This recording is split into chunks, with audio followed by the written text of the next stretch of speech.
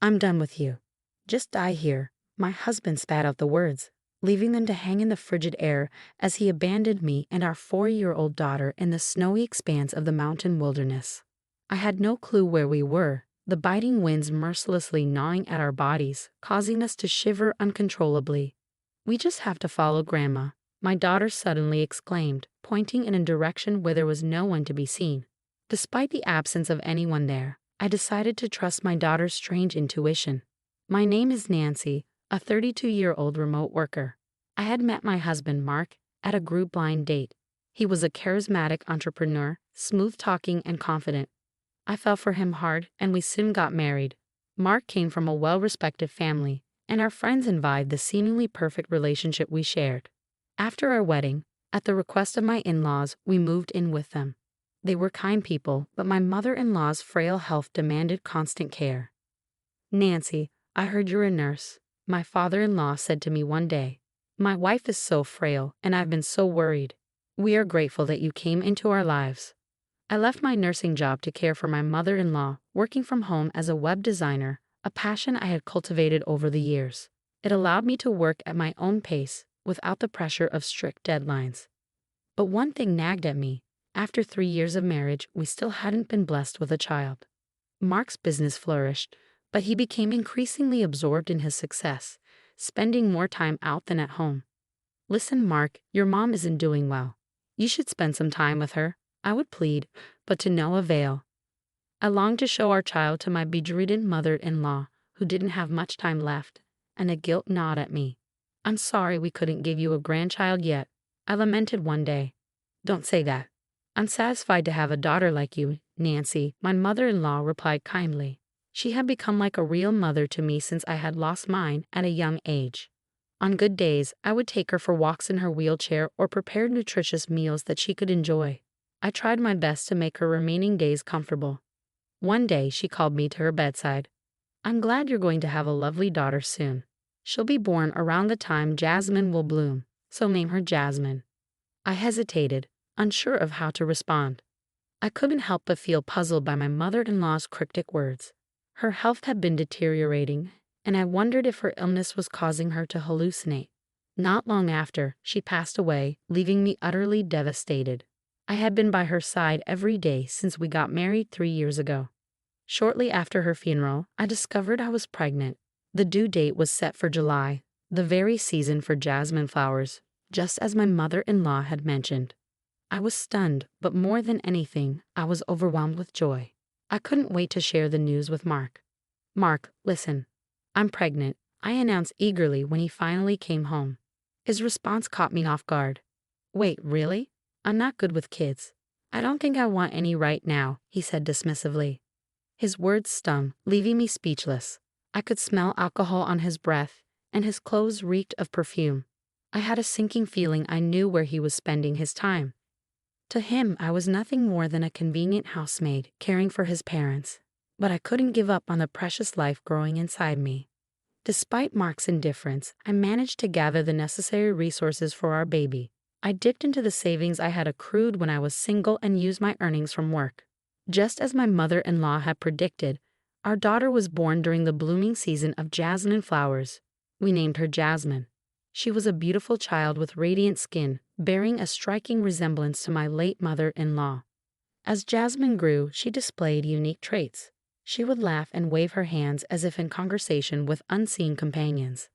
By the age of 2, she began speaking broken words, often directing them towards the family shrine.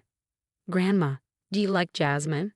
"Jasmine loves Grandma too," she would say, her innocent voice filled with affection. Even when I asked Jasmine who she was talking to, she would simply smile, leaving me both puzzled and awestruck by her mysterious interactions. When Jasmine turned 3, I often caught her engaged in deep conversations with someone in the corner of our loft. "Hey, Jasmine, who are you talking to? And what about?" I would inquire, curious about her mysterious interactions. "Grandma said she will give me her bracelet from the drawer," Jasmine replied innocently. Grandma did. She said she knitted them using the fabric of her favorite sundress. I asked, intrigued by her response. Intrigued, I opened my late mother-in-law's drawer, where I indeed found a hand-knitted bracelet. Watching Jasmine happily wear the bracelet, My father-in-law murmured nostalgically. Ah, those were made from the sundress my wife loved to wear when she was young. She made them into bracelets. She was skilled at knitting. Surprisingly, it seemed that Jasmine could truly communicate with my deceased mother-in-law. However, fearing it might bring harm to her, I decided not to disclose this to anyone. Our days were peaceful, but the tranquility didn't last forever. Mark began to indulge himself, abandoning his work. His company teetered on the brink of collapse, and we could barely afford our living expenses. We relied on the money provided by my father-in-law and my earnings. Eventually, Mark had to swallow his pride and ask his father for financial help. Thanks to that, his company somehow managed to recover. But the question lingered. Would Mark, who continued to lead a carefree lifestyle, ever change? I couldn't shake off my skepticism when one day, Jasmine started saying something unsettling. "Daddy is planning to do something bad," she confided in me. "What do you mean?" I asked, my concern growing. "I don't know, but Grandma seems worried. She told me to be careful," Jasmine replied, her words sending a chill down my spine. I couldn't fully grasp the meaning behind her cryptic message, but it lingered in my mind. What kind of trouble could Mark be getting into? Was it related to his company, another woman, or money? I pondered these possibilities, but without any concrete evidence, I hesitated to confront him. To err on the side of caution, I began carrying a voice recorder and instructed Jasmine not to mention her conversations with her grandmother to her father. A vague feeling of unease gnawed at me. My suspicions deepened when I discovered numerous receipts from strip clubs and bars among Mark's belongings. Despite the financial struggles of his company and even after seeking help from his father, his habit of going out remained unchanged. Moreover, I stumbled upon a note that read, "Consult the gang about the plan."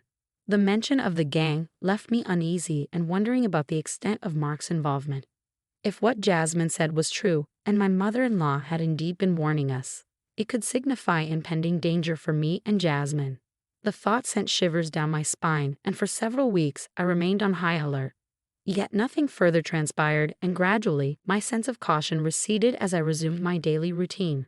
Then one day my husband, unusually upbeat, approached me. "Thanks to Dad's assistance, my business is thriving and we're making greater profits. How about we go on a family vacation for the first time in a long while?" His suggestion filled me with conflicting emotions. Despite his seemingly sincere offer, doubts about my husband still lingered in my heart. I couldn't ignore the flicker of hope that surged within me as I glimpsed my husband's gentle demeanor, reminiscent of old times. If my husband has genuinely changed his mind, this could be an opportunity to mend our relationship, I thought, entertaining the possibility. With that hopeful notion in mind, I agreed to the family trip. As I busied myself with preparations, the worry stemming from my daughter's unsettling words gradually faded, replaced by excitement for the long-awaited journey. On the day of the trip, I was taken aback by the sight of the rental car my husband had arranged. It was equipped with snow tread tires, instilling a slight unease within me. I couldn't shake the thought that we might be heading towards a snowy mountain. Yet, fearing that voicing my concerns might spoil the trip and dampen my husband's mood, I silently took my place in the back seat alongside our daughter. In hindsight, I realized I should have been more cautious. As we drove deeper into the mountains, supposedly towards the hot spring, my anxiety heightened. Then increasing snowfall and a deviation from the interstate onto an unfamiliar side road only fueled my apprehension. "Dear, this road seems unusual. Are you certain we're on the right route?" I questioned, my voice tinged with worry. My husband's silence only deepened my unease as he continued to drive, his expression grim and fixed ahead. Clutching my daughter tightly, I bit my lip, suppressing the rising sense of alarm. Then, abruptly, my husband brought the car to a halt on a desolate path devoid of any road markings. "You two are of no use to me anymore. Sleep quietly here," he declared, his tone chillingly detached as he dragged us out of the car. "Oh, I almost forgot. I'll be taking your phone with me," he added casually before swiftly snatching the device from my hand. "Wait, dear." I called out in vain, my heart pounding with fear and confusion. I screamed, but my husband ignored me. With a smirk, he started the car and drove away, leaving us behind in the falling snow.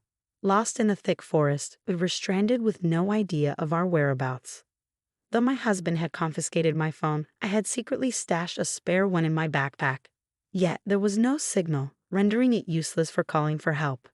Since we had left the interstate, a sense of foreboding had gripped me, intensified by my daughter Jasmine's earlier words. Thankfully, both Jasmine and I were bundled in winter coats with our backpacks filled with provisions for emergencies. Despite my preparations, the biting cold winds cut through me, chilling me to the bone. I retrieved a disposable hand warmer from my backpack, using it to warm myself and calm Jasmine with a caramel candy. As the snowfall intensified, it became apparent that we were facing the prospect of being stranded alone in the wilderness. Uncertain of what to do next, I felt a surge of hope when Jasmine suddenly exclaimed, "Mom, Grandma says she's coming over here." Though I saw no one, Jasmine seemed convinced of her grandmother's presence. Trusting in her mysterious connection, I decided to follow her lead. With each step, I held onto Jasmine's hand tightly, navigating through the deepening snow, clinging to the belief that somehow we would find a way out. In that moment, I realized that perhaps it was the hope born from Jasmine's unique intuition that kept me going, even in the face of uncertainty. "I see a light.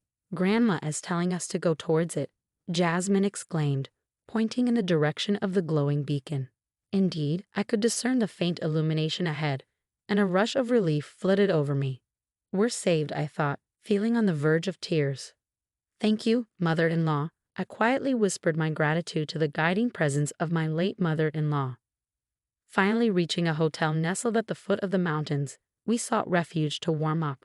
With extra cash stashed in my backpack, I knew we could afford to stay for a while. As we settled in, my thoughts turned to plotting my revenge against my husband. "Don't think I'll forgive you for this. I'm going to thoroughly investigate why you wanted us dead, so be prepared," I vowed silently, determined to uncover the truth behind his treachery. 5 days later, I reached out to my father-in-law. He was taken aback by my unexpected call, but his joy was palpable upon learning that Jasmine and I were safe. Hastening to our side, he arrived at the hotel to collect us. According to my father-in-law, my husband had been spreading a false narrative, claiming that Jasmine and I had tragically perished after falling into a snowy valley. I was utterly flabbergasted.